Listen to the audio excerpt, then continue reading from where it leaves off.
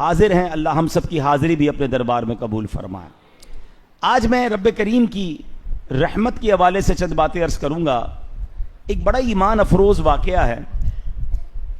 حضرت وحشی یہ جب ایمان نہیں لائے تھے، یہ وہی شخص تھے کہ جنہوں نے حضرت حمزہ رضی اللہ تعالیٰ عنہ کو شہید کیا تھا، نبی پاک کے چچا۔ اور نبی پاک حضرت حمزہ سے کتنا پیار فرماتے تھے، اور کس قدر پیارے آقا علیہ الصلوۃ والسلام کو دکھ پہنچا تھا کہ جب آپ کے چچا کو شہید کیا گیا، بلکہ آپ کے جسم کو کاٹا گیا، آپ کے اعضاء کو جسم سے نکالا گیا۔ نبی پاک بہت زیادہ غمگین ہوئے تھے، مگر ایک ایسا وقت آیا کہ جب اسلام کی دعوت دینے کی باری آئی تو نبی پاک علیہ الصلوۃ والسلام کا اسلام سے محبت اور پیار کا انداز دیکھیں کہ وحشی کو بھی اسلام کی دعوت بھیجی۔ وحشی کے پاس بھی قاصد بھیجا گیا کہ جاؤ اسے اسلام کی دعوت دو۔ تو وحشی نے رپلائی میں کیا کہا کہ اپنے نبی سے کہو مجھے اسلام کی دعوت دے رہے ہیں، حالانکہ آپ تو فرماتے ہیں کہ جس نے کسی جان کو قتل کیا یا اللہ کا شریک ٹھہرایا یا بدکاری کی تو قیامت کے لیے اس کا عذاب دگنا کر دیا جائے گا اور وہ ہمیشہ اس میں رہے گا۔ تو یہ سارے کام تو میں نے کیے ہیں، پھر میرے لیے کیا رخصت ہے؟ آپ تو خود کہتے ہیں کہ جس نے اللہ کا شریک ٹھہرایا، قتل کیا، بدکاری کی، وہ تو جہنم میں جائے گا، اور میں نے سارے کام کیے ہیں، تو میرے لیے کیا رعایت ہے؟ اب غور کریں کہ ایک ایسا مجرم کہ جس نے نبی پاک کے چچا کو شہید کیا ہے، دعوت اسلام کی دی جا رہی ہے، وہ کنڈیشن رکھ رہے ہیں، مگر رحمت الہی دیکھیں اور نبی پاک کا انداز دیکھیں کہ اللہ کریم نے پھر ایک قرآن کی آیت نازل فرمائی، فرمایا الا من تاب وآمن وعمل عملا صالحا، ترجمہ مگر جو توبہ کرے اور ایمان لائے اور اچھا کام کرے، یعنی اللہ اسے بخش دے گا جو توبہ کرے، ایمان لائے، اچھے کام کرے۔ نبی پاک نے پھر قاصد بھیجا کہ اب قرآن کی آیت آئی ہے، اب تو ایمان لے آؤ۔ تو واشی کہتے ہیں یہ شرط تو بہت ممکن ہے، شرط بڑی مشکل ہے، ممکن ہے کہ میں عمل نہ کر سکوں کیونکہ ایمان بھی لانا ہے، توبہ بھی کرنی ہے، اچھے کام بھی کرنے، نہ کر سکا تو پھر کیا ہوگا میرا؟ Again condition.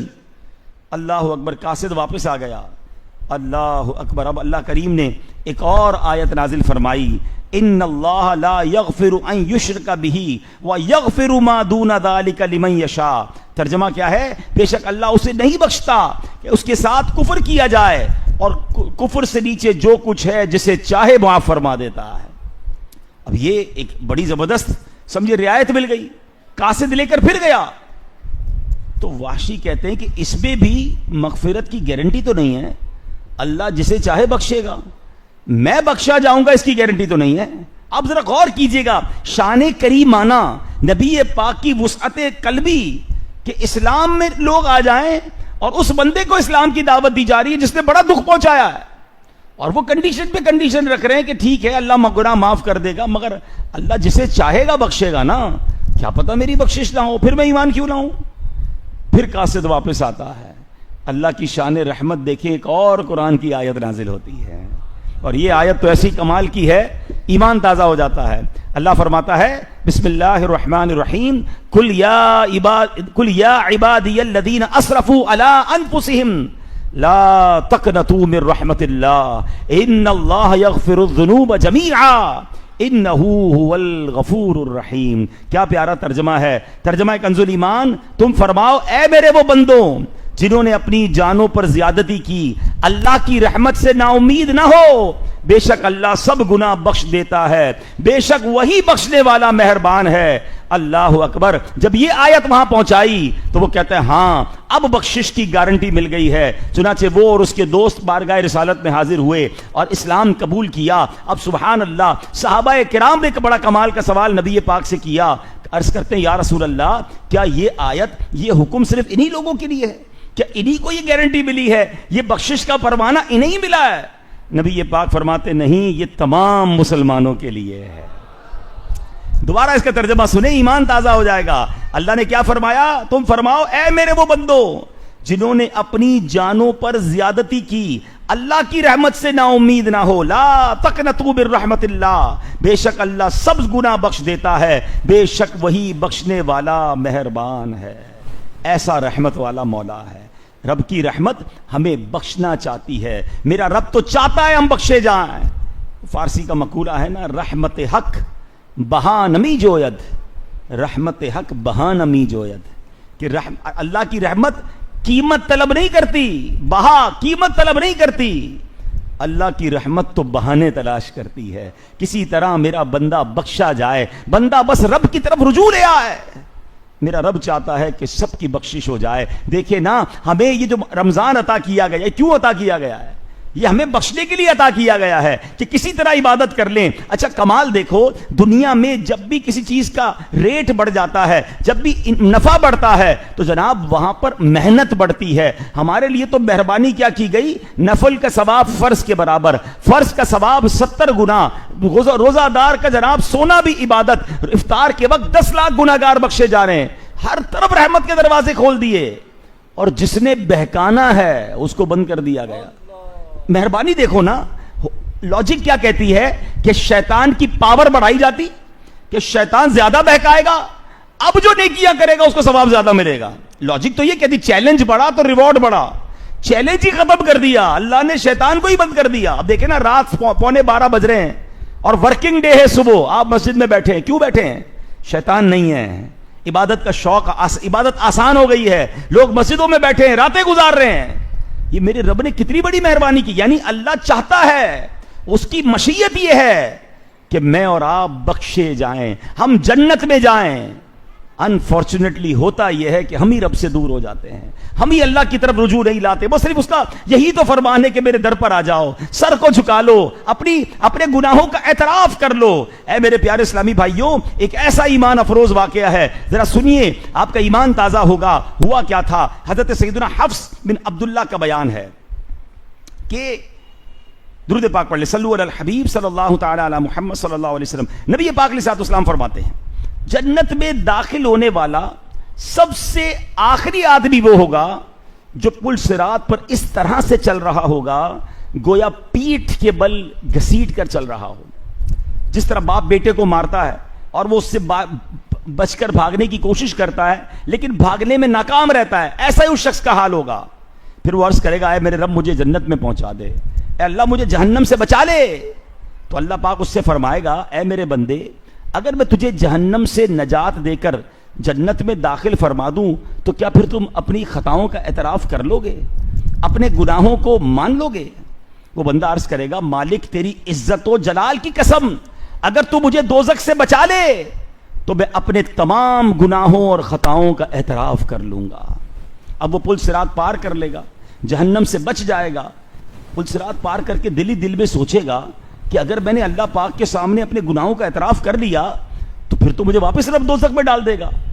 اسی دوران اللہ پاک فرمائے گا، اے میرے بندے، تو میرے سامنے اپنے گناہوں کا اور خطاؤں کا اعتراف کر، ایکسپٹ کر تو نے کیا کیا ہے، میں تیرے گناہ بخش دوں گا اور تجھے جنت میں داخل کروں گا۔ تو بندہ اب عرض کرے گا، یا اللہ تیری عزت کی قسم، میں نے تو کوئی گناہ کیا ہی نہیں ہے۔ مکر جائے گا، ڈر رہا ہوگا کہ گناہ مان لوں گا تو جہنم میں ڈال دے گا، میں نے کوئی گناہ نہیں کیا، نہ ہی کوئی خطا مجھ سے ہوئی ہے۔ اللہ پاک فرمائے گا، میرے بندے، میرے پاس تیرے خلاف گواہ موجود ہیں۔ وہ رائٹ دیکھے گا، وہ لیفٹ دیکھے گا، عرض کرے گا، مولا گواہ کدھر ہیں، کون گواہ ہے؟ اللہ پاک اس کی جلد کو، اس کی سکن کو بولنے کی طاقت عطا فرمائے گا۔ یہ میری اور آپ کی تو جلد ہے نا، جس کو روز صابن سے دھوتے ہیں، کریمیں لگاتے ہیں، یہ ہمارے خلاف گواہی دے گی، سکن گواہی دے گی اور اس کے صغیرہ گناہ بتانا شروع کرے گی۔ اب بندہ دیکھے گا کہ یہ تو چھوٹے گناہ بتا رہی ہے، میرے تو اس سے بڑے بڑے گناہ بھی ہیں۔ کہے گا، یا اللہ میں مانتا ہوں، میں نے تو اس سے بھی بڑے بڑے گناہ کیے ہیں۔ اللہ فرمائے گا، میرے بندے، میں تیرے گناہوں کو تجھ سے زیادہ جانتا ہوں، بس ایک بار میرے سامنے اعتراف کر لے، میں تیرے سارے گناہ بھی بخش دوں گا، تجھے جنت میں بھی داخل کر دوں گا۔ پھر وہ شخص اپنے گناہوں کا اعتراف کر لے گا، اللہ پاک اسے جنت میں داخل فرما دے گا۔ سبق آپ ذرا غور کریں میرے پیارے اسلامی بھائیوں، یہ ہے میرے رب کی رحمت کہ ہمیں اللہ کی بارگاہ میں سر جھکانا ہے۔ دنیا کا دستور کیا ہے کہ آپ اپنے گناہوں کا اعتراف کریں تو اقبال جرم کریں تو سزا ملتی ہے، اللہ کی بارگاہ میں شرمندگی کے ساتھ کوئی اپنے گناہ مان لینا، اللہ اس کی بخشش فرما دیتا ہے۔ کیسا کریم مولا ہے، کیا خوبصورت بات مولانا سیدی اعلیٰ حضرت کے بھائی مولانا حسن رضا خان صاحب لکھتے ہیں نا، سبقت رحمتی علی غضبی، جب سے تو نے سنا دیا یا رب آسرا ہم گناہگاروں کا، اور مضبوط ہو گیا یا رب. سبقت رحمتی علی غضبی، تو نے جب سے سنا دیا یا رب، آسرا ہمیں گناہگاروں کا، آسرا ہمیں گناہگاروں کا، اور مضبوط ہو گیا یا سبقت رحمتی علی غضبی. اس کے معنی کیا ہے؟ کہ میری رحمت میرے غضب پر حاوی ہے. یعنی بے شک اللہ جبار ہے، وہ قہار ہے، مگر وہ رحمان بھی ہے، وہ رحیم بھی ہے، اور اس کی رحمت اس کے غضب پر بھاری ہے. بس ہم اپنے رب کی بارگاہ میں حاضر ہو جائیں. آسرا ہم گناہگاروں کا، آسرا ہم گناہگاروں کا،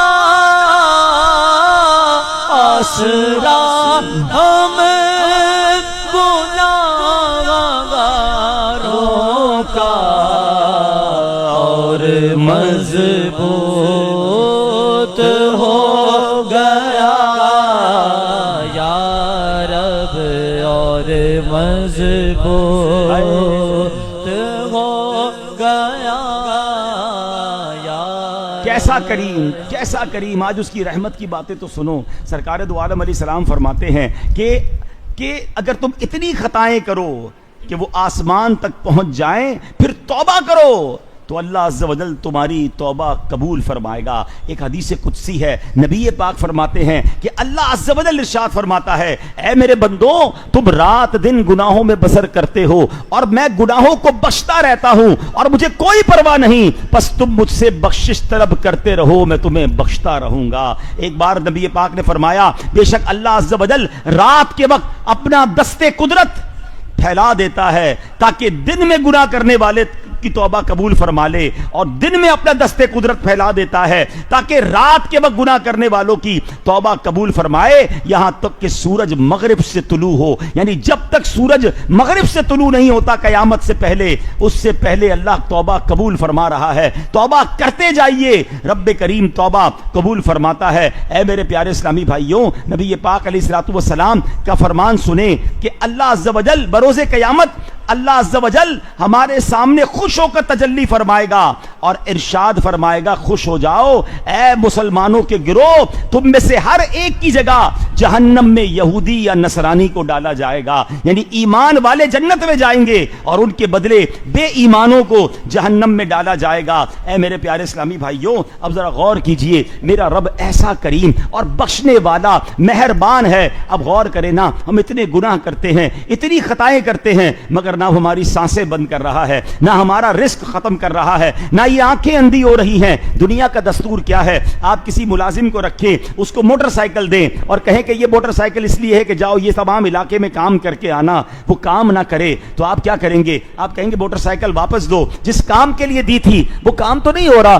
پھر کس چیز کے لیے چیز تمہیں دی ہے؟ اللہ اکبر. اللہ نے آنکھیں ہمیں حرام دیکھنے کے لیے نہیں دی تھی. حرام دیکھنے والا تو اندھا ہو جاتا، جھوٹ بولنے والا تو گونگا ہو جاتا، ہاتھ ظلم کے لیے اٹھتا تو ہاتھ ٹوٹ جاتا، پیر حرام کی طرف جاتے تو لنگڑا ہو جاتا، کان حرام سنتے تو ہم بہرے ہو جاتے. مگر شان کریمی دیکھیں، رحمت دیکھیں کہ ہماری نافرمانیوں کے باوجود بھی وہ اپنی رحمت نہیں روک رہا، وہ ہم پر اپنی عنایتیں نہیں روک رہا. مگر اس بندے کا خیال کیسا ہونا چاہیے، وہ اپنے رب کے بارے میں پھر اس کو کتنا سوچنا چاہیے کہ جو کریم اتنا چاہنے والا، اتنا نوازنے والا ہے، پھر میں اس کو کیسے ناراض کر سکتا ہوں؟ اے میرے پیارے اسلامی بھائیوں، اللہ کریم اپنے بندوں پر کس قدر مہربان ہے اور کس طرح رب عز و جل جو ہے اپنے بندوں کو دباستا ہے. ایک بار حضرت موسیٰ علیہ نبینا علیہ الصلوۃ والسلام نے اللہ کی بارگاہ میں کیا عرض کیا؟ اللہ کریم کی بارگاہ میں جب حضرت موسیٰ علیہ الصلوۃ والسلام نے عرض کی کہ یا ربی،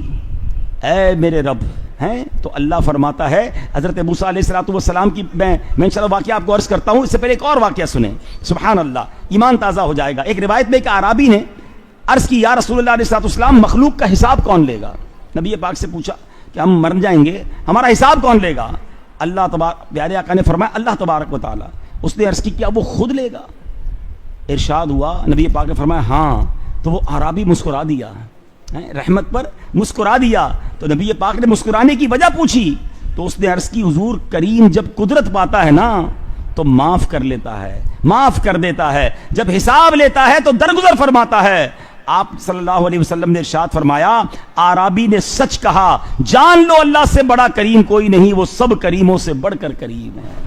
تو کریم اور کریم بھی ایسا کہ نہیں جس کا دوسرا, یا رب زندگی بلکہ ہے یقین مجھے وہ بھی تیرا دیا ہوا.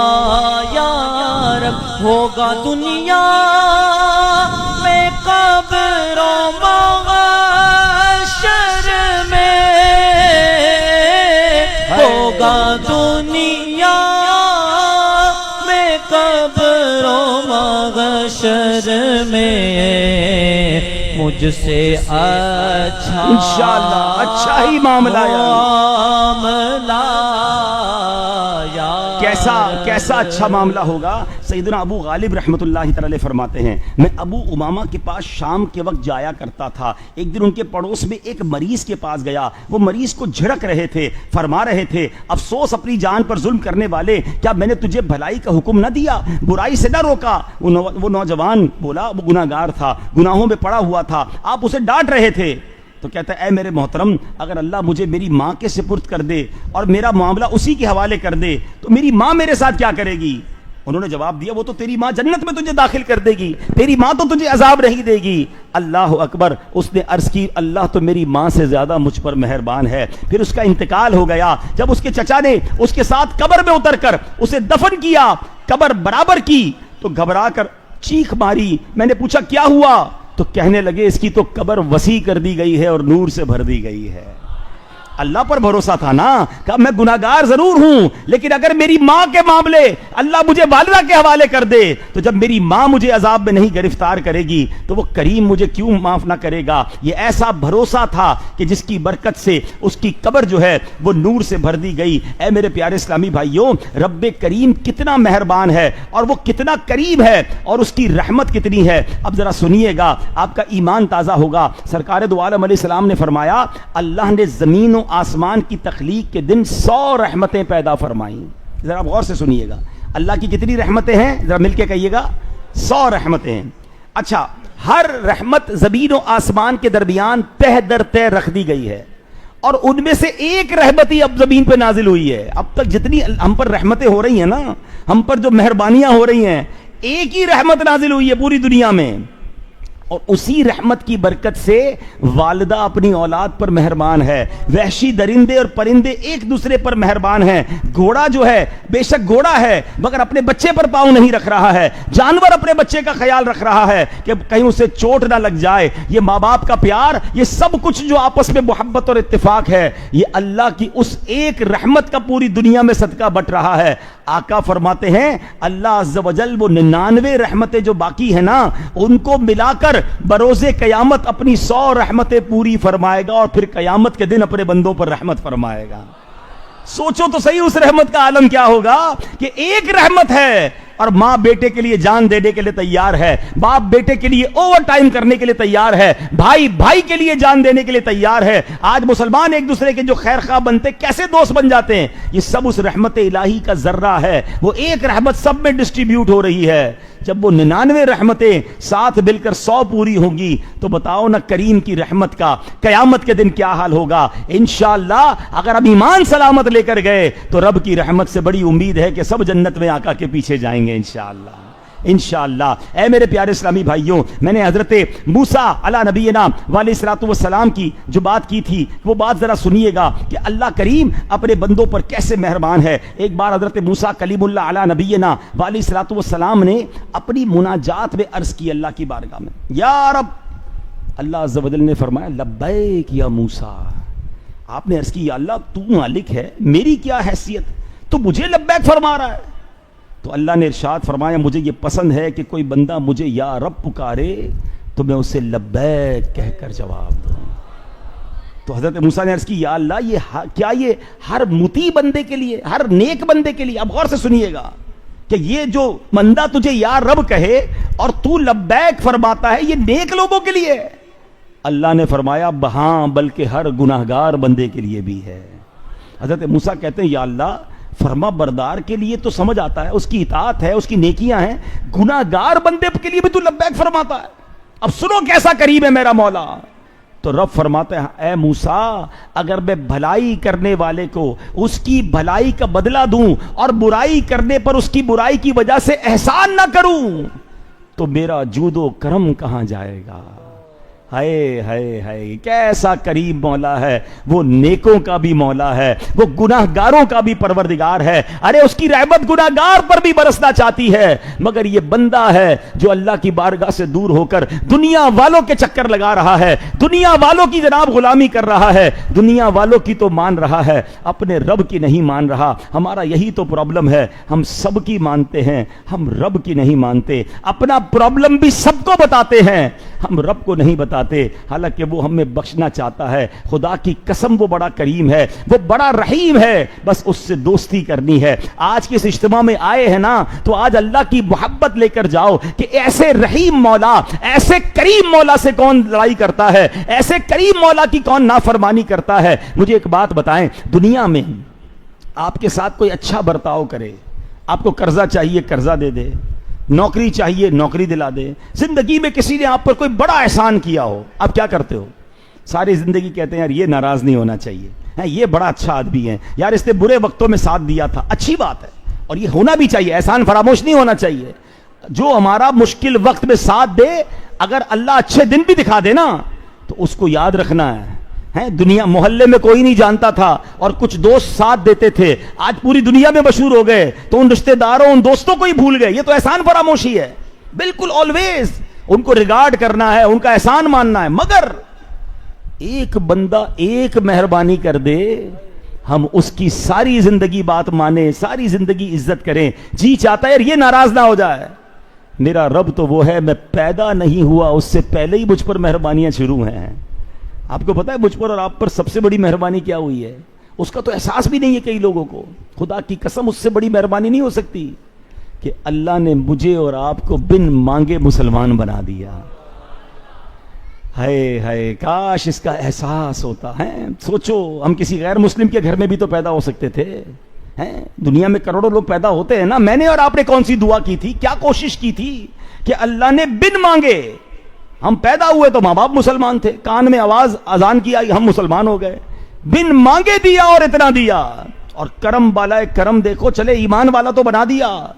ایمان والے تو حضرت عیسیٰ کے امتی بھی تھے، حضرت موسیٰ کے امتی بھی تھے، ہم اس امت میں بھی پیدا ہو سکتے تھے۔ میرے رب نے ایک اور مہربانی کی کہ اپنے حبیب جناب رسول اللہ نے اپنے آخری نبی صلی اللہ علیہ وسلم کا ہمیں امتی بنا دیا۔ تو نے میرے ذلیل ہاتھوں میں مولا دامن مصطفیٰ دیا یا رب، تو نے میرے یا اللہ مجھ گناہگار پر اتنا بڑا احسان۔ ہاتھوں میں دامن مصطفیٰ دیا یا رب، تو نے دی مجھ کو نعمت اسلام، تو نے دی مجھ کو نعمت اسلام، پھر جماعت میں لے لیا۔ یہ جو آخری نبی کا امتی ہونا ہے نا، یہ کتنی بڑی سعادت ہے۔ اصل مسئلہ پتہ کیا ہے، بن مانگے مل جائے نا، بغیر کوشش کے مل جائے، اس کی ویلیو نہیں پتا ہوتی، گرانٹڈ لیتے ہیں لوگ۔ وہ کہتے ہیں نا کسی کو پیسے باپ کے طرح باپ کمائی ہو، والد نے ساری زندگی محنت کی اور بیٹے کو بچپن سے ہی مالدار ہو، اس کو پتہ نہیں ہوتا پیسہ کمایا کیسے جاتا ہے. اپنے ہاتھوں سے جو کماتا ہے, محنت سے کماتا ہے, اس کو پتا ہوتا ہے یہ پیسہ کیسے کمایا ہے.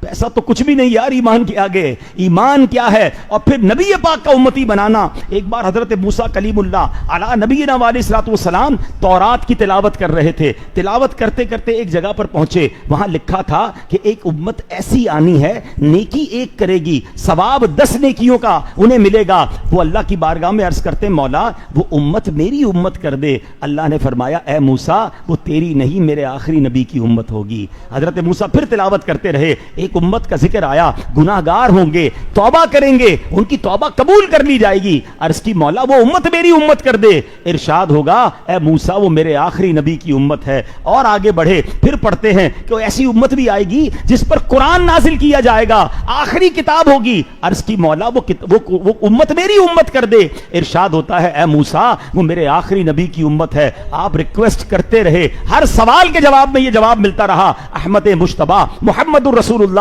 صلی اللہ علیہ وسلم کی امت ہوگی. آخر میں حضرت موسیٰ عرض کرتے ہیں مولا پھر مجھے بھی اسی امت میں داخل فرما دے. موسیٰ کلیم اللہ, قرآن پاک میں جس نبی کا سب سے زیادہ ذکر آیا وہ حضرت موسیٰ علیہ السلام ہے. وہ تمنا کر رہے ہیں کہ اے اللہ مجھے آخری نبی کا امتی بنا دے, اور مجھے اور آپ کو بنا دیا. میری خوش قسمتی, میں تیرا امتی. سوچو تو صحیح ہے کتنی بڑی مہربانی ہوئی ہے ہم پر.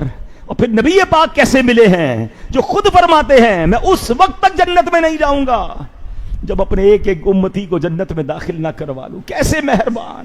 کہیں گے اور نبی اذهبوا الی غیری, کہیں گے اور نبی اذهبوا الی غیری. میرے حضور کے لب پر انا لہا ہوگا, میرے حضور کے لب پر انا لہا. بس آج اللہ کی مہربانیوں کو یاد کیجئے, ہم پر جو احسان کیے وہ یاد کیجئے. اللہ نے مجھے اور آپ کو گھر دیا, فیملی دی, آنکھیں دی, ہاتھ دیے, زبان دی, پیر دیے, کیا کیا نہیں دیا. مگر زبان ہے کہ شکوہ شکایات سے فارغ نہیں ہے. اللہ کی بارگاہ میں کمپلینز ہیں, نہ کریں ایسا. رضامندی, اللہ کی رضا پر راضی رہنے والے بن جائیں. جو رب نے دیا اس پر شکر ادا کریں اور اللہ سے معافی مانگیں. وہ بڑا کریم ہے, وہ بخشنا چاہتا ہے. ذرا سنیے گا, ایک بار حضرت موسیٰ علیہ نبینا علیہ الصلوۃ والسلام کی طرف وحی ہوئی کہ فلاں زمین میں میرے ایک ولی کا انتقال ہو گیا. اے موسیٰ جائیے اس کو غسل و کفن دیجئے, اس کی نماز جنازہ ادا کیجئے اور مٹی میں اس کو دفن کیجئے, اور وہ جنت میں تمہارا پڑوسی ہے. حضرت موسیٰ کو کیا کہا؟ میرا ولی انتقال ہو گیا, غسل کفن جنازہ دفن کیجئے, جنت میں آپ کا پڑوسی ہے. حضرت موسیٰ تشریف لے گئے. اس بندے کو بیابان میں مردہ پایا. بیابان, کوئی نہیں ادھر, کوئی پاس نہیں, اس کی ملکیت میں کوئی چیز نہیں. لوگوں سے معلوم کیا تو لوگوں نے کہا یہ تو بہت بڑا گناہگار تھا. کون سا گناہ ہے جو اس نے نہیں کیا؟ حضرت موسیٰ حیران کہ میرا جنت میں پڑوسی, سارا شہر گواہی دے رہا ہے برائی کی, لاش بھی بیابان میں پڑی ہوئی ہے. اللہ کی بارگاہ میں عرض کی کہ یا اللہ یہ جو بندے کہہ رہے ہیں یہ کیا ہے؟ تو اللہ نے فرمایا اے موسیٰ بندے سچ کہہ رہے ہیں. یہ جو بندے کہہ رہے ہیں نا یہ سچ کہہ رہے ہیں, لیکن میں ان سے زیادہ وہ کچھ جانتا ہوں جو یہ نہیں جانتے. یہ بندہ گناہگار تھا, مگر جب اس کی وفات کا وقت قریب آیا تو اس نے 5 کلمات سے مجھ سے مناجات کی. 5 قسم کے جملے کہے. اب ذرا غور سے سنیے گا, یہ کرنچ ہے, یہ سمجھیے جو فیلنگ ریکوائرڈ ہے نا اللہ سے بات کرنے کے لیے, اللہ سے معافی مانگنے کے لیے, اللہ کے قریب ہونے کے لیے, اللہ کو راضی کرنے کے لیے, یہ وہ فیلنگ والے الفاظ ہیں. اس بندے نے جو زمانے میں گناہگار تھا, اللہ فرماتا ہے موسیٰ مرنے سے پہلے 5 کلمات کے ذریعے مجھ سے بات کی, مجھ سے مناجات کی. حضرت موسیٰ نے عرض کی مولا وہ کلمات مجھے بھی بتا دے. ارشاد ہوا موسیٰ وہ 5 کلمے یہ ہیں. اب ذرا غور سے دل کے کانوں سے سنیے گا. اس بندے نے کیا کہا اللہ سے مرنے سے پہلے, گناہگار, کہتا ہے اے میرے رب تو جانتا ہے کہ میں نیکوں سے محبت کرتا ہوں اگرچہ خود نیک نہیں ہوں. نمبر 2, یا رب تو جانتا ہے میں گناہگاروں سے, فاسقین سے بغض رکھتا ہوں. لیکن میں خود گناہگار بھی ہوں. گناہگار ضرور ہوں مگر گناہگار اچھے نہیں لگتے. نیک ہوں نہیں مگر نیکوں سے محبت رکھتا. تیسرا جملہ, یا اللہ مجھے معلوم ہو جائے کہ میرے جنت میں داخل ہونے سے تیری ملکیت میں کوئی کمی آ جائے گی تو میں تجھ سے جنت کا سوال نہیں کروں گا. نمبر 4, یا اللہ مجھے معلوم ہو جائے کہ مجھے جہنم میں ڈالنے سے تیری ملکیت میں تیری شان میں اضافہ ہو جائے گا تو میں جہنم سے تیری پناہ نہیں مانگوں گا. نمبر 5, یا اللہ اگر تو مجھ پر رحم نہیں کرے گا تو پھر کون رحم کرے گا.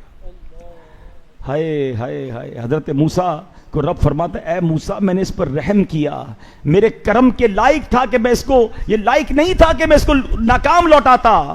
جب اس نے یہ کلمات کہے تو میں نے اس سے درگزر فرمایا اور اس کی مغفرت فرما دی. میں ہی بخشنے والا مہربان ہوں. کیا سمجھ آئی بات؟ اللہ کی بارگاہ میں بندہ شرمندہ ہو جائے نا, سر جھکا لے, سرنڈر کر لے, مان لے, اقرار کر لے, اکڑے نا میں نے کچھ نہیں کیا, میں تو بڑا نیک, میں بڑا پارسا, میں یار ٹھیک ہے تھوڑے بہت گناہ کر لیتا ہوں, میں تو نماز تو پڑھتا ہوں, میں غریبوں کی مدد تو کرتا ہوں. نہیں, یہ کچھ بھی نہیں کرتا, میں کچھ بھی نہیں. اے اللہ بس اپنی رحمت سے بخش دیجیو, کچھ بھی نہیں ہے میرے پاس. اور اس میں ایک اور بات سیکھنے کو ملی کہ نیک لوگوں سے محبت جو ہے نا یہ اللہ کو بڑی پسند ہے. اللہ والوں سے محبت, نیکوں کی محبت, ان سے دوستی.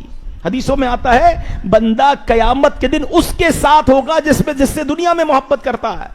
اب دیکھیں ہماری محبت کس کے ساتھ ہے؟ شرابیوں کے ساتھ, جواریوں کے ساتھ, نشہ کرنے والوں کے ساتھ, فراڈ کرنے والوں کے ساتھ. بے حیا دوست بنائے, ایسا نہ کریں. کم از کم کچھ نیک دوست بنا لیں. روایتوں میں آتا ہے دوست وہ ہوتا ہے جسے دیکھ کر خدا یاد آ جائے. ہے کوئی ایسا دوست جس کو دیکھ کے خدا یاد آئے؟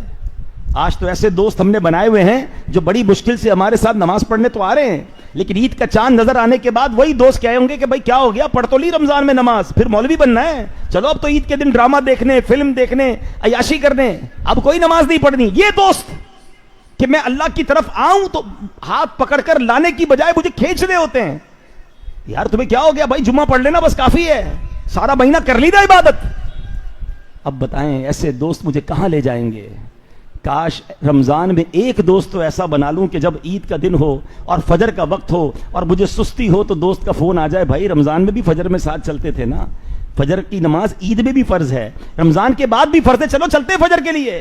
وہ ظہر میں بھی یاد دلائے, عصر میں بھی یاد دلائے, کیونکہ یہ وہ دوست ہوں گے جو انشاءاللہ ہماری مغفرت کا ذریعہ. میں 5 لائنیں جو ہے نا میں دوبارہ پڑھتا ہوں, پلیز ذرا تھوڑا سا تمام خیالات دل سے نکال کر. یہ وہ 5 جملے ہیں جس پر اللہ نے اس بندے کو حضرت موسیٰ کا پڑوسی بنا دیا جنت میں. بلکہ ہم اللہ سے عرض ہی کر دیتے رہے, اللہ ہم بھی ہیں تو ایسے ہی, ہم بھی یہی عرض کر رہے ہیں. آنکھیں بند کریں, میں کہتا ہوں آپ دل میں دہرائیں یہ الفاظ, اور آپ اللہ سے کہہ رہے ہیں, اس کیفیت کے ساتھ یہ دہرانے ہیں کہ اے میرے رب, تو جانتا ہے کہ میں نیکوں سے محبت کرتا ہوں اگرچہ خود نیک نہیں ہوں. یا رب تو جانتا ہے میں فاسقوں یعنی گناہگاروں سے بغض رکھتا ہوں, ہاں اگرچہ خود فاسق ہوں, خود گناہگار ہوں. یا اللہ اگر مجھے معلوم ہو جائے کہ میرے جنت میں داخل ہونے سے تیری ملکیت میں کوئی کمی آ جائے گی تو پھر میں تجھ سے جنت کا سوال نہیں کروں گا. ارے اللہ اگر مجھے معلوم ہو جائے کہ میرے جہنم میں داخل ہونے سے تیری ملکیت میں اضافہ ہو جائے گا تو میں جہنم سے تیری پناہ نہیں مانگوں گا. اور یا رب اگر تو مجھ پر رحم نہیں کرے گا تو پھر کون رحم کرے گا؟ یا خدا رحمت تیری حاوی ہے تیرے قہر پہ. مولا مولا یا خدا رحمت تیری حاوی ہے تیرے قہر پہ. فضل و رحمت کے سہارے جی رہا بدکار ہے. فضل و رحمت کے سہارے جی رہا ادکار ہائے نا فرمانیاں بدکاریاں بے باقیاں مولا ہائے نا فرمانیاں بدکاریاں بے باقیاں آغا نام میں گناہوں کی بڑی بھرمار ہے، بڑی بھر مار چھپ کے لوگوں سے گناہوں کا رہا ہے سلسلہ مولا چھپ کے لوگوں سے گناہوں کا رہا ہے سلسلہ تیرے آگے یا خدا تیرے آگے یا خدا ہر جرم کا اظہار ہے بندہ بدکار ہو بے حد ذلیل و خوار یہ ماننا ہوگا کہ ہاں میں بندہ بدکار ہوں. میں آپ کو ایک روایت سناتا ہوں، پھر انشاءاللہ شعر پھر سنتے ہیں کہ نبی پاک علیہ الصلوۃ والسلام، اللہ اکبر، میرے آقا علیہ الصلوۃ والسلام فرماتے ہیں شیطان نے اللہ کی بارگاہ میں عرض کی، اے میرے رب مجھے تیرے عزت و جلال کی قسم جب تک بندوں کے جسموں میں روح باقی ہے میں انہیں بہکاتا رہوں گا. اللہ نے جواب ارشاد فرمایا مجھے اپنی عزت و جلال اور بلند مقام کی قسم میں ہمیشہ اس وقت تک ان کی مغفرت کرتا رہوں گا جب تک وہ مجھ سے مغفرت مانگتے رہیں گے. میرے آقا علیہ الصلوۃ والسلام فرماتے ہیں جب کوئی بندہ گناہ کر لیتا ہے، دیکھو گناہ ہو جائے نا پھر کہنا کیا ہے، بات کیسے کرنی اللہ سے. آقا فرماتے جب کوئی بندہ گناہ کر لیتا ہے پھر کہتا ہے مولا میں نے گناہ کر لیا مجھے معاف کر دے، تو اللہ فرماتا ہے میرا بندہ جانتا ہے کہ اس کا کوئی رب ہے جو گناہ معاف بھی کرتا ہے پکڑ بھی لیتا ہے. فرشتوں گواہ ہو جاؤ میں نے اپنے بندے کی بخشش کر لی. اللہ فرماتا ہے پھر بندہ جب تک رب چاہتا ہے وہ گناہ سے ٹھہرا رہتا ہے، اس سے پھر کوئی گناہ ہو جاتا ہے پھر کہتا ہے یا اللہ گناہ ہو گیا، اے اللہ معاف کر دے میرے گناہ بخش دے. اللہ فرماتا ہے میرا بندہ جانتا ہے کہ اس کا کوئی رب ہے جو گناہ کرنے پر پکڑ بھی لیتا ہے اور معاف بھی کرتا ہے. اللہ اکبر، اے فرشتوں گواہ ہو جاؤ میں نے اپنے بندے کو بخش دیا. 3 بار حدیث میں فرمایا گیا اور آخر رب فرماتا ہے میں نے بندے کو ایسا بخشا اب جو چاہے کرے میں نے اس کی بخشش فرما دی. بندہ بدکار ہو بے حد ذلیل و خوار ہو مغفرت فرما الہی مغفرت فرما الہی تو بڑا غفار ہے. اب میرے پیارے اسلامی بھائیوں، جو ایسا کریم مولا ہونا عقل مند وہ ہے اسے ناراض نہیں کرتا. اچھا بعض اوقات جب رحمت الہی کی بات کرے نا تو شیطان ذہن میں یہ بات ڈالتا ہے پھر تو ٹھیک ہے گناہ کرتے جاؤ معافی مانگ لیں گے وہ بخش دے گا.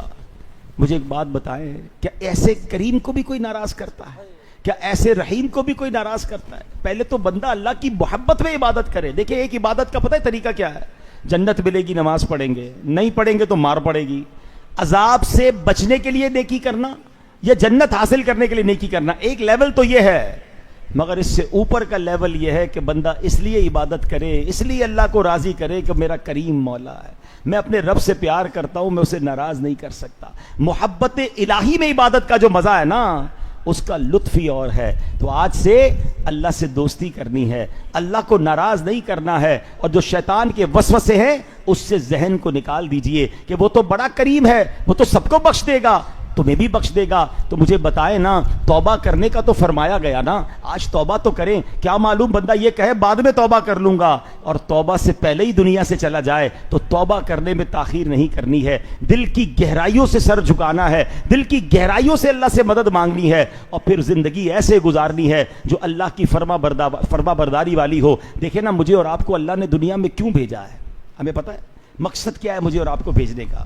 اللہ فرماتا ہے وَمَا خَلَقْتُ الْجِنَّ وَالْإِنسَ إِلَّا لِيَعْبُدُونَ. ہم نے نہیں بھیجا انسان اور جنات کو مگر اپنی عبادت کے لیے. ہم نے نہیں پیدا کیا انسان اور جنات کو مگر اپنی عبادت کے لیے. اٹ مینز مجھے اور آپ کو بنایا ہی اپنی عبادت کے لیے ہے, اور ہم لگے ہوئے کسی اور کام میں. مولانا جلال الدین رومی رحمۃ اللہ تعالی نے بڑی پیاری بات فرماتے, بولا کوئی ایک بادشاہ ہو اور کسی بندے کو کسی کام سے بھیجے, وہ بادشاہ کا کام چھوڑ کر کسی اور کام میں لگ جائے, مختلف کام کرے مگر بادشاہ نے جو کام دیا وہ نہ کرے. واپس بادشاہ کے پاس جائے گا تو بادشاہ راضی ہوگا یا ناراض ہوگا؟ آپ بتائیں نا. آپ اپنی مثال لے لیں, اپنے کسی ملازم کو, بیٹے کو, بچے کو کہیں کہ بیٹا پیسے لو, جا کے روٹیاں لے آؤ. 1 گھنٹے بعد آئے اور خالی آتا ہے. بولے کیا ہوا؟ کہ راستے میں میچ ہو رہا تھا, وہ دیکھ رہا تھا, لڑکے کھیل رہے تھے, اس پہ لگا ہوا تھا, پیسے آپ کے میں نے کہیں اور خرچ کر دیے, روٹی نہیں لایا. کیسا لگے گا؟ پیسے بھی دیے, کام پر بھی بھیجا, ملازم ہے میرا, بچہ ہے میرا, اور میں نے جس کام کے لیے بھیجا وہ کام کیے بغیر آ گیا, بلا تمثیل سمجھانے کے لیے. اللہ نے مجھے اور آپ کو اس دنیا میں بھیجا اپنی عبادت کے لیے. عبادت کر رہے ہیں, راضی کر رہے ہیں. سورہ ملک میں کیا فرمایا؟ الذی خلق الموت والحیات لیبلوکم ایکم احسن عملا. ہم نے زندگی اور موت کو اس لیے پیدا کیا کہ دیکھیں تم میں سے کون اچھے عمل کر کے آتا ہے. ہم آئے اسی لیے ہیں کہ ٹیسٹ دینے آئے ہیں, واپسی میں رزلٹ ملنا ہے. ادھر رزلٹ اناؤنس ہوگا کہ اچھے عمل کر کے آئے, اللہ کو ناراض کر کے آئے. تو اے میرے پیارے اسلامی بھائیو, ہاتھ جوڑتا ہوں آپ کے آگے, اب رمضان جانے والا ہے. امام صاحب یقیناً ان کی بھی یہی کیفیت ہوگی, جو نارملی مسجد میں پکے نمازی ہوتے ہیں نا, وہ سب کا دل رمضان جاتا ہے نا بجھنے لگ جاتا ہے کہ یار یہ رونق, یہ سما, یہ برکتیں, یہ رمضان جاتے ہی کہاں چلی جاتی ہیں. ایسا کیوں کرتے ہیں؟ کیا ہم صرف رمضان میں نمازی ہیں, رمضان میں اللہ کی بارگاہ میں آئیں گے؟ وہ رب ہمیں صرف رمضان میں تو رزق نہیں دے رہا, ساری زندگی نماز رہا ہے, اور ہم اس سے دوستی 1 مہینے کے لیے کرتے ہیں. اس بار شیطان کو یہ مضبوط پیغام دینا ہے کہ بے شک تجھے چھوٹ کر آنا ہے تو آ جا, ہم مسجد چھوڑ کے نہیں جائیں گے. ہم رمضان کے بعد بھی نمازی رہیں گے, ہم رمضان کے بعد بھی گناہوں کو چھوڑنے والے بنیں گے. دنیا کا دستور ہے کہ جس چیز کو اپنانا ہو نا, عادت بنانی ہو, تو 15-20 دن کافی ہوتے ہیں. کوئی ڈائٹ آپ نے اپنانی ہے, کوئی اپنی کوئی چیز عادت چھوڑنی ہے. لوگ ورزش کر رہے ہوتے ہیں, پھیکی اور بغیر چینی والی چیزیں کھا رہے ہوتے ہیں. مشکل ہوتا ہے پہلے 15-20 دن, 20-25 دن بعد نارمل ہو جاتا ہے, زندگی کا وہ حصہ بن جاتا ہے. تو یار 30 دن اگر آپ کو اور مجھے ملے ہیں, ہم 5 ٹائم نماز بھی پڑھ رہے ہیں, ہم روز مسجد بھی آ رہے ہیں, آپ میں سے بہت سارے لوگ تراویح بھی پڑھ رہے ہیں, تلاوت قرآن کر بھی رہے ہیں, اتنی اچھی اچھی عادتیں بن گئی ہیں, تو کیری آن کریں نا رمضان کے بعد. تو نیت کریں انشاءاللہ اب ہماری رمضان کے بعد بھی کوئی نماز قضا نہیں ہوگی انشاءاللہ. عید اللہ ہمیں خوشیوں کے لیے عطا فرماتا ہے, مگر ان خوشیوں میں ہم اللہ کو ہی ناراض کرتے ہیں. حالانکہ پتہ ہے عید کے دن مغفرت کے پروانے بڑھتے ہیں, مگر کتنے لوگ ہیں جو عید کے دن ہی نمازیں قضا کر رہے ہوتے ہیں. فجر کی نماز میں مسجد میں کم رش ہوتا ہے, عید کی نماز میں زیادہ ہوتا ہے. حالانکہ فجر فرض ہے, عید واجب ہے, عید پڑھنی ہے, مگر فجر بھی تو پڑھنی ہے نا. تو اس بار انشاءاللہ عید بھی آئے گی, ہم جائز طریقے سے خوشیاں منائیں گے, اللہ کو ناراض نہیں کریں گے انشاءاللہ. اللہ مجھے اور آپ کو عمل کرنے کی توفیق عطا فرمائے. ایسی پیاری باتیں دعوت اسلامی کے ماحول میں سکھائی جاتی ہیں, اس ماحول سے وابستہ رہیں گے تو انشاءاللہ رمضان کے بعد بھی نیکی کی دعوت ملتی رہے گی. اچھے دوست جو میں نے کہا, جو ہمیں نماز کی طرف لائیں گے, عبادت کی طرف لائیں گے, وہ بھی ملتے رہیں گے. تو دعوت اسلامی کے ماحول سے وابستہ رہیے, قافلوں میں سفر کیجئے. عید کی نماز سے پہلے فطرہ دینا واجب ہے, جو صاحب استطاعت ہیں اس کی تفصیل ہے. تو اب بہتر یہ ہے کہ رمضان میں دے دیں, تو رمضان میں ثواب زیادہ ہوتا ہے. تو فطرے میں بھی ایک بات خیال رکھیں کہ 4 قسم کا حدیثوں میں فطرہ بیان ہوا ہے, گندم کا, جو کا, کشمش کا اور کھجور کا. ایک نارمل انسان ہے, غریب انسان ہے, مڈل کلاس ہے, وہ گندم کا دے دے تو ٹھیک ہے, مگر جس کو اللہ نے کروڑوں سے اچھا رکھا ہے, بہترین لباس عید کے لیے سلوایا, سحری افطاری شاندار کی, اور فطرے کے وقت سب سے ہلکا والا, سب سے سستا والا فطرہ دیا, وہ خود اپنے آپ سے پوچھے. ہونا یہ چاہیے کہ اگر اللہ نے مجھے بہترین رکھا ہے تو اپنی حیثیت کے مطابق میں فطرہ ادا کروں. جس نے روزانہ اجوا کھجور سے افطار کیا اس کو تو اجوا کھجور کا فطرہ دینا چاہیے. 19,900 روپے فطرہ ہے اجوا کھجور کا. اللہ نے جس کو دیا ہے اس کے لیے مسئلہ نہیں ہے, تو کوشش کریں کہ اللہ کی راہ میں جب بھی خرچ کریں تو بہترین خرچ کریں، اپنے فطرے میں، اپنی زکوٰۃ میں، اپنے عطیات میں اپنی دعوت اسلامی کو یاد رکھیں۔ اللہ کریم ہمیں اپنی راہ میں دل کھول کر خرچ کرنے کی توفیق عطا فرمائے۔ آخر میں اس مسجد کی انتظامیہ، امام و خطیب صاحب سب کا شکریہ ادا کروں گا۔ آپ نے دعوت دی، بلایا، موقع دیا۔ اللہ اس مسجد کو آباد رکھے، اس کو آباد کرنے والوں کے گھروں کو آباد فرمائے۔ اس مسجد کو جو سجا رہے ہیں، بنا رہے ہیں، جنہوں نے تعمیر کی ہے، اللہ سب کو جنت میں اعلیٰ محل عطا فرمائے۔ آمین بجاہ النبی الامین صلو صلی علی اللہ الحبیب صلی اللہ تعالی علی محمد صلی اللہ علیہ وسلم۔ پیارے پیارے اسلامی بھائیوں، الحمدللہ عز و جل ہم مسلمان ہیں، اور مسلمان کے لیے سب سے قیمتی سرمایہ اس کا ایمان ہے، اور ایمان کی حفاظت کا ایک ذریعہ علماء کرام جو بیان فرماتے ہیں وہ یہ ہے کہ کسی ولی کامل کے ہاتھوں میں ہاتھ دینا ہے۔ الحمدللہ غوث پاک رحمۃ اللہ تعالی علیہ کے مریدوں کی تو کیا شان ہے کہ میرے غوث پاک رحمۃ اللہ تعالی علیہ فرماتے ہیں میرا کوئی بھی مرید بغیر توبہ کیے نہیں مرے گا۔ الحمدللہ ہمارے درمیان رکن شورا حاجی عبدالحبیب اتاری موجود ہیں، وکیل اتار بھی ہیں، امیر اہل سنت کے ذریعے یہ قادری سلسلے میں داخل بھی فرماتے ہیں۔ میں ان کو عرض کروں گا کہ یہ ہمیں توبہ بھی کروا دیں اور امیر اہل سنت کے ذریعے غوث پاک کے مریدوں میں شامل کروا دیں۔ میرے وہ اسلامی بھائی جو مرید ہونا چاہیں، جس طرح میں کہتا جاؤں دہراتے جائیں۔ بسم اللہ الرحمن الرحیم، الصلاۃ والسلام علیک یا رسول اللہ وعلی آلک واصحابک یا حبیب اللہ، لا الہ الا اللہ محمد الرسول اللہ صلی اللہ تعالی علیہ وسلم۔ توبہ کرتا ہوں میں اپنے تمام پچھلے گناہوں سے، اور آئندہ اللہ اور رسول کی نافرمانی نہیں کروں گا۔ مرید ہوتا ہوں میں امیر اہل سنت کا، اور ان کے ذریعے سرکار بغداد حضور غوث پاک شیخ عبد القادر جیلانی رحمت اللہ تعالی علیہ کا۔ یا اللہ عز و جل مجھے غوث پاک کے مریدوں میں قبول فرما، اور قیامت کے دن قادری سلسلے کی برکتوں سے مالا مال فرما۔ صلاۃ والسلام علیک یا نبی اللہ وعلی آلک واصحابک یا نور اللہ۔ جی جلدی سے بلا لیں جی، بچے کو ماشاءاللہ بسم اللہ پڑھانی ہے انشاءاللہ، ان کو مائک دے دیں۔ کیا نام ہے ماشاءاللہ؟ محمد حنزلہ، کیا بات ہے، چلے ماشاءاللہ۔ السلام علیکم۔ میں بیٹا جو کہوں گا نا آپ پڑھیں گے، مائک قریب کر لیں، پڑھیں بسم اللہ الرحمن، جی میں جو کہوں گا آپ نے وہ پڑھنا ہے، ٹھیک ہے؟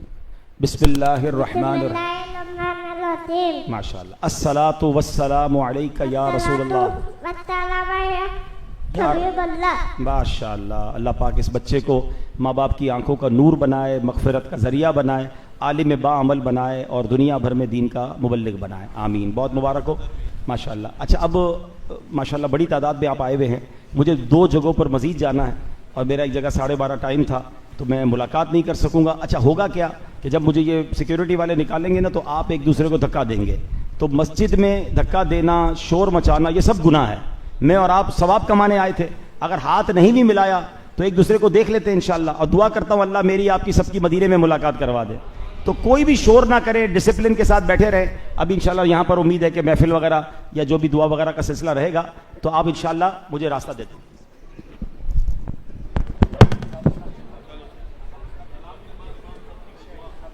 یا نبی سلام علیکہ، یا رسول سلام علیکہ، یا حبیب سلام علیکہ، صلوات اللہ علیکہ، مصطفیٰ